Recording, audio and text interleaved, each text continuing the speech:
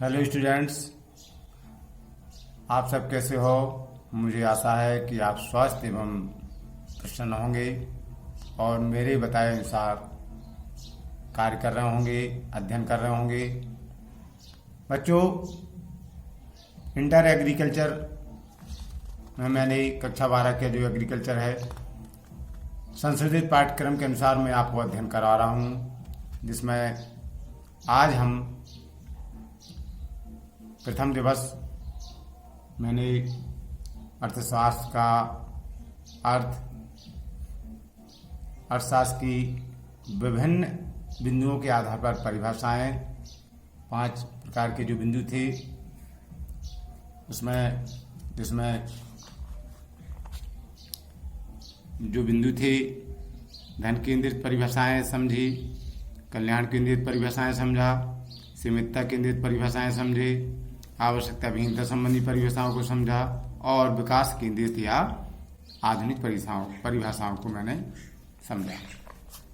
बच्चों, आज हम अध्याय 2 की शुरुआत करते हैं, जिसमें अध्याय 2 में अर्थशास्त्र की विषय वस्तु एवं उसका क्षेत्र क्या है। आइए इसकी शुरुआत करते हैं। अर्थशास्त्र के क्षेत्र का आशय यह है कि अर्थशास्त्र के अंतर्गत किन किन बातों का अध्ययन किया जाता है। अर्थशास्त्र का जो विषय क्षेत्र है उसमें किस किस या किन किन बातों का अध्ययन किया जाता है तथा किस किस प्रकार की विषय सम्मिलित किए जा सकते हैं या किए जाते हैं, या दूसरे शब्दों में यूं कहा जाए कि अर्थशास्त्र की जो परिधि है या क्षेत्र है या दायरा है, इसका निर्धारण ही अर्थशास्त्र का क्षेत्र कहा जाता है। इसका जो परिधि है उसका निर्धारण ही अर्थशास्त्र का क्षेत्र कहा जाता है। बच्चों, आइए हम देखते हैं कि अर्थशास्त्र की विषय वस्तु क्या है। अर्थशास्त्र मानव के व्यवहारों का अध्ययन है जिसकी विषय वस्तु को निम्न 5 भागों में विभाजित किया जा सकता है। अर्थशास्त्र की जो विषय वस्तु है, अर्थशास्त्र के क्षेत्र के अंतर्गत उसकी जो प्रथम बिंदु है अर्थशास्त्र की विषय वस्तु। अर्थशास्त्र की विषय वस्तु को 5 भागों में विभाजित करके हम आज चर्चा करने जा रहे हैं। इस तरह से अर्थशास्त्र की विषय सामग्री: उपभोग पहला बिंदु, द्वितीय बिंदु है उत्पादन, तृतीय बिंदु है विनिमय और चतुर्थ बिंदु है वितरण, 5वां है राजस्व। तो आइए बच्चों, अर्थशास्त्र की विषय वस्तु को अपन विस्तार से समझने का प्रयास करते हैं।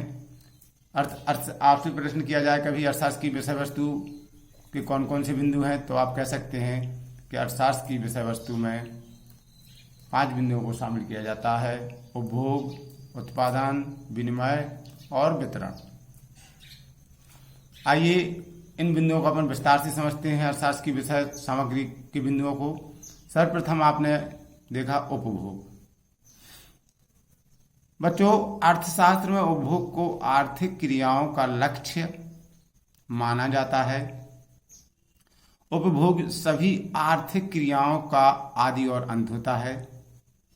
दोनों ही हमारी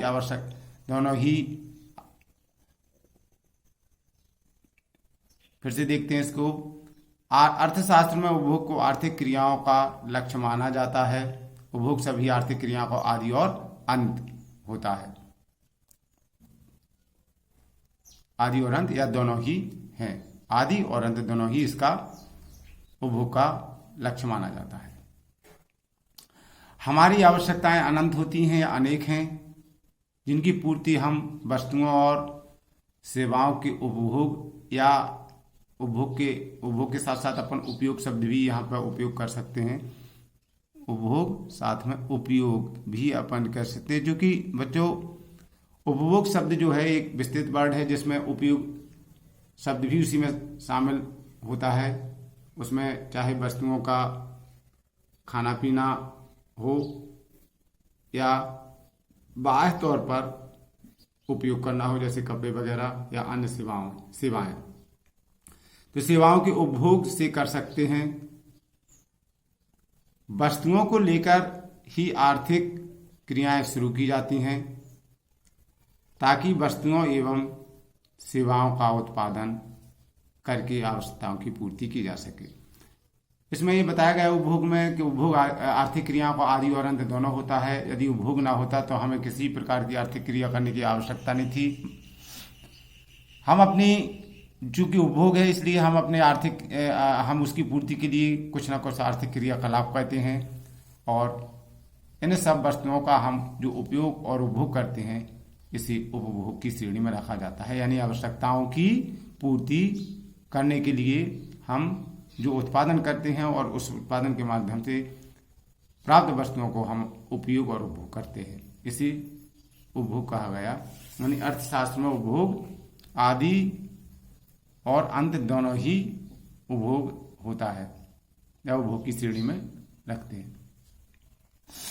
आगे बच्चों, जो अर्थशास्त्र की विषय सामग्री है उसमें जो द्वितीय बिंदु है उत्पादन। जब हम उपभोग करेंगे तो स्वाभाविक है हमें वस्तुओं का उत्पादन भी करना पड़ेगा। जब उपभोग नहीं होगा तो उत्पादन करने की आवश्यकता नहीं होगी। जब उपभोग करना है, उपभोग करेंगे तो हमें उसकी पूर्ति के लिए, उपभोग की पूर्ति के लिए हमें उत्पादन करना पड़ेगा। इसके लिए हम जानते हैं कि आवश्यकताओं की पूर्ति वस्तुओं और सेवाओं के उपभोग द्वारा की जा सकती है। क्योंकि बच्चों किंतु इसके लिए वस्तुओं और सेवाओं का उत्पादन जरूरी है। अतः अर्थशास्त्र की दूसरी विषय वस्तु उत्पादन होता है। उत्पादन एवं उपभोग का गहरा संबंध होता है। तो इस प्रकार से देखा बच्चों आपने कि अर्थशास्त्र में हमारी आवश्यकताओं की पूर्ति के माध्यम से हम उपभोग करते हैं और उनकी पूर्ति उपभोग करके की जा सकती है। जब हम उपभोग करेंगे तो उत्पादन भी करना पड़ेगा वस्तुओं का। जब उत्पादन होगा तो हम उपभोग कर पाएंगे। इस प्रकार से दो बिंदु आपने देखे। अब तृतीय बिंदु को देखते हैं। जब वस्तुओं का उत्पादन होगा तो बच्चों हमें उत्पादन के बाद एक स्थान से दूसरे स्थान पर भेजने की आवश्यकता होगी। धीरे धीरे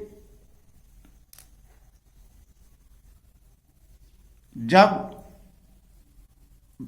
उत्पादन हमने किया तो वस्तुओं को हमें एक स्थान से दूसरे स्थान पर भेजना पड़ेगा। और वो किस माध्यम से भेज सकेंगे? विनिमय, यानी अदला बदली करके। विनिमय सभ्यता के विकास के साथ साथ मनुष्य की आवश्यकताएं भी बढ़ती गईं। आज हम जितनी वस्तुओं का उपभोग करते हैं उन सब का उत्पादन नहीं कर सकते हैं। क्योंकि वस्तुएं हमें आवश्यक होती हैं, उनकी पूर्ति करते हैं, तो हम सभी वस्तुओं का उत्पादन नहीं कर सकते हैं, जबकि उपभोग हमें करने की आवश्यकता होती है। इस प्रकार आज का युग श्रम विभाजन एवं विशिष्टीकरण का युग है, जिसमें मनुष्य कुछ ही वस्तुओं के उत्पादन द्वारा अपनी आवश्यकताओं की पूर्ति कर लेता है। अपने उपभोग के बाद जो अतिरिक्त वस्तुएं उसके पास शेष बचती हैं उसे वह दूसरी की वस्तुओं से अदला बदली कर लेता है। इसे ही अर्थशास्त्र में विनिमय कहा जाता है। यानी वस्तुओं की अदला बदली करना अर्थशास्त्र में विनिमय कहलाता है।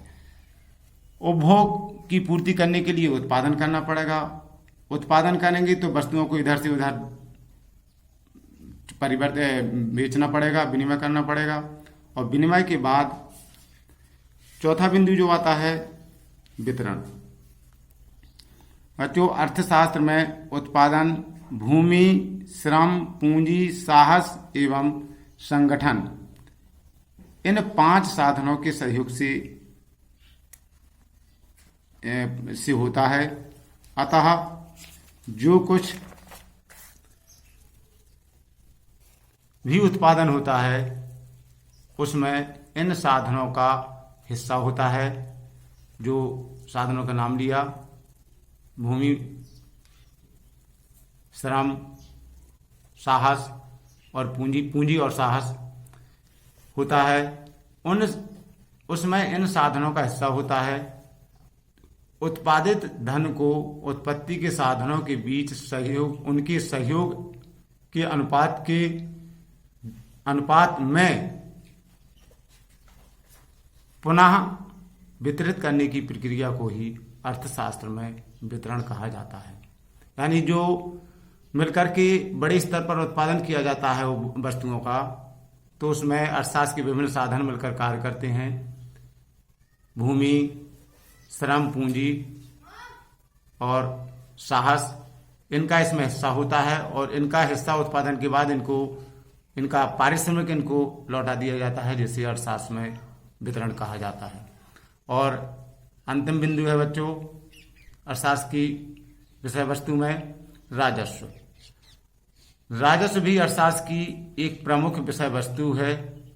इसके अंतर्गत सरकार एवं सार्वजनिक संस्थाओं के आय एवं व्यय की जो साधनों का अध्ययन किया जाता है। यानी जो सरकार या सार्वजनिक क्षेत्र होते हैं, उनके आय एवं व्यय का जो लेखा जोखा और विवरण होता है, उसे राजस्व या लोक वित्त के नाम से भी जाना जा सकता है, लोक वित्त। तो बच्चों, ये अर्थशास्त्र की विषय वस्तु में आपने 5 बिंदुओं को समझा, जिसमें उपभोग, उत्पादन, विनिमय और वितरण। आज के लिए इतना ही काफ़ी है। अगले दिन हम चर्चा करेंगे अर्थशास्त्र की प्रकृति। धन्यवाद।